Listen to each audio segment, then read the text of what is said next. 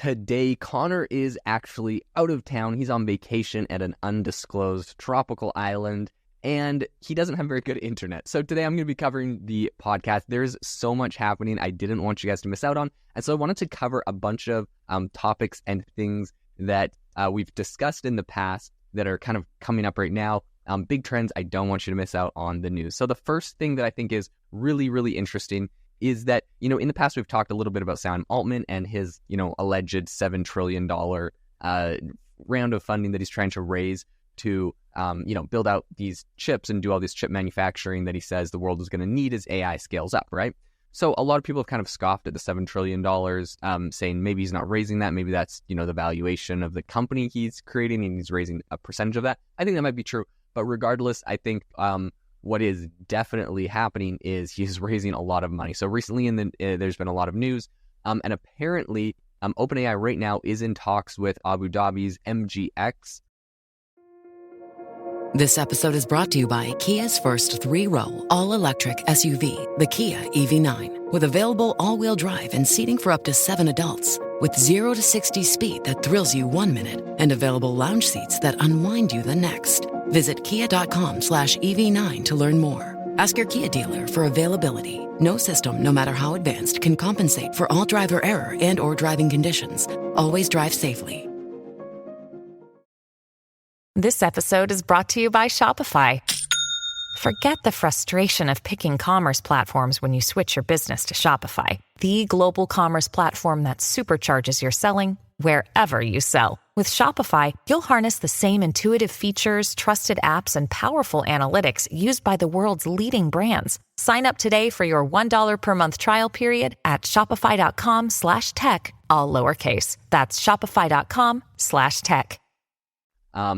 About this whole chip manufacturing thing. So Abu Dhabi's, this is a newly established sovereign wealth fund, their MGX, and is engaged mostly in discussions with OpenAI and others, right, on some big projects, but they're essentially making all of these to create their own semiconductor manufacturing. This is something that a lot of countries want, and I think this is actually, this is a very intelligent thing that Sam Altman is doing right now. Is really smart, is a lot of countries do not want to be left behind, but beyond that, they view this as a security risk to be left behind in the world of AI. They don't want all of their chips manufactured by, perhaps a foreign adversary. And so every country has whatever their list of foreign adversaries are, right? And so they want to make sure that they own what they call critical infrastructure. We've seen this with, the United States wanting to, create more medical devices or create more, more of their medical supply chain inside the United States to mitigate any sort of risks or issues they might have with other countries. And I think we're seeing the same thing now with chips and with AI, and especially with the United States passing their CHIPS Act. Like, this is something a lot of countries are focusing on. And I think that Sam Altman is capitalizing on this, right? So he's going to Abu Dhabi. They're going to help fund a chunk of this. In my opinion, there's no way they're going to be putting $7 trillion in. And I don't think that was the expectation. When I've heard him and others kind of talk about this, I think the expectation is he will go to individual company or countries, and he will have the governments, these sovereign wealth funds, put in money and help build out manufacturing in their specific country. And he's going to essentially do this localized all over the place. And so I think he specifically is working with Taiwan Semiconductor Company, TSMC. And then also he's talked to Singapore's Temasek and also some big manufacturers like Samsung that are going to be working on building out a lot of these chips. So he's kind of getting the partners on the chip side. So this isn't like he's going to have to reinvent the wheel of creating chips. He's going to use some of the big players. And then he's going to all of these sovereign wealth funds. And it feels kind of like he's just brokering this deal between TSMC and, some of these sovereign wealth funds. Now, of course, he's going to be the one in there explaining to chip manufacturers what OpenAI needs to run these models. So I think there's a lot of value there. They've already done this with Microsoft, and you've seen Microsoft benefit dramatically. Microsoft's Azure cloud platform has benefited enormously by being, not just being able to have like the OpenAI name on, like, yeah, we power their stuff and they're the biggest AI company. But I think also they've created specialized software, specialized hardware and tooling for these AI companies because they were able to work with OpenAI before it kind of burst on the scenes with ChatGPT. And we're like, look, we've custom built all our cloud infrastructure to run AI models based off of what they actually needed.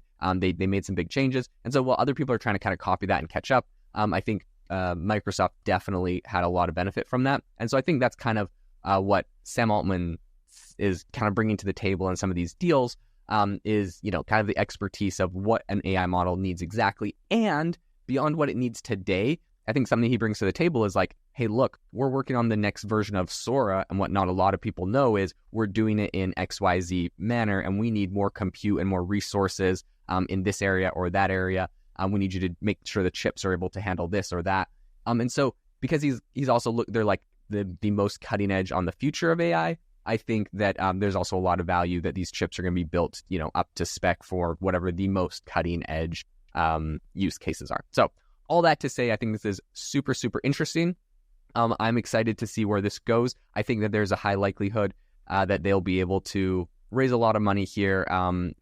I don't know if it's going to be the $7 trillion, but obviously this is a big thing.